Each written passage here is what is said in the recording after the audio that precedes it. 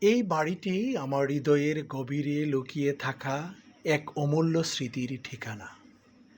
জীবনের সবচেয়ে সুন্দর, সবচেয়ে প্রাণবন্ত আর উদ্দীপনাময় সময় আমার যৌবনের অনেকগুলো বছর কেটেছে এই বাড়িতে। আজ এত বছর পরও যখন এই বাড়ির সামনে এসে দাঁড়াই, মনে হয় সময় যেন হঠাৎ থমকে গেছে। চারপাশের দেয়াল, বারান্দা, উঠান সবকিছুই যেন পুরনো দিনের গল্প শুরু করে। এখানে এলেই মনে পড়ে যায় শিক্ষকতুল্য বন্ধু জহিরের কথা। মনে পড়ে কলিজার বন্ধু হুসাইনের কথা। নূর মোহাম্মদ, হাসিম, ফারজুল আর হারুন প্রত্যেকেই ছিল আমার জীবনের এক একটি উজ্জ্বল অধ্যায়।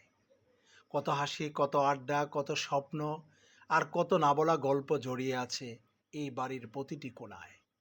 এই বাড়ির মালিক ছিল আমার বন্ধু, হৃদয়ের বন্ধু কুখন। কিন্তু সত্যি বলতে তার মধ্যে কখনো মালিকানার কোনো ভাব ছিল না। মনে হতো এই বাড়ি শুধু তার নয়, আমাদের সবার। আমরা ছিলাম একটি পরিবারের মতো। সুখে দুঃখে, আনন্দে, উৎসবে একে অপরের পাশে থাকার এক অপূর্ব বন্ধন ছিল আমাদের মধ্যে। গলির শেষ মাথায় থাকতো বন্ধু শফিক। বন্ধু লিটনের বাসাও ছিল কাছেই। সেখানে জড়ো হতো আরও অনেক বন্ধু। সন্ধ্যা নামলেই জমে উঠত আড্ডা, হাসি আর গল্পের আসর। আর এই পুরো মানিক ফকিরের গলিটাই ছিল আমাদের ছোট্ট এক পৃথিবী, যেখানে বন্ধুত্ব ছিল সবচেয়ে বড় পরিচয়।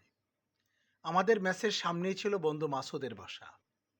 আর গলির একেবারে শেষ মাথায় ছিল আত্মার আত্মীয় প্রিয় বন্ধু বাপ্পির বাসা। কতবার যে সেই পথে হেঁটেছি, কতবার যে একে অপরের দরজায় কড়া নেড়েছি, তার কোনো হিসাব নেই। আজ সময় বদলে গেছে।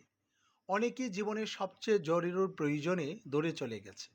কিন্তু এই গলি, এই বাড়ি আর এই মানুষগুলোর স্মৃতি এখনো বুকের ভেতর ঠিক আগের মতোই জীবন্ত। এই জায়গায় দাঁড়ালে মনে হয় যৌবনের সেই দিনগুলো যেন এখনো কোথাও হারিয়ে যায়নি। তারা রয়ে গেছে এই বাড়ির দেয়ালে, এই গলির বাতাসে আর আমাদের হৃদয়ের গভীরে। মানিক ফকিরের এই গলি শুধু একটি জায়গা নয়, এটি আমার জীবনের সবচেয়ে সুন্দর স্মৃতির ভাণ্ডার। যতদিন বেঁচে থাকব, এই বাড়ি, এই গলি আর এই মানুষগুলোর কথা আমার হৃদয়ে চিরকাল অমলিন হয়ে থাকবে।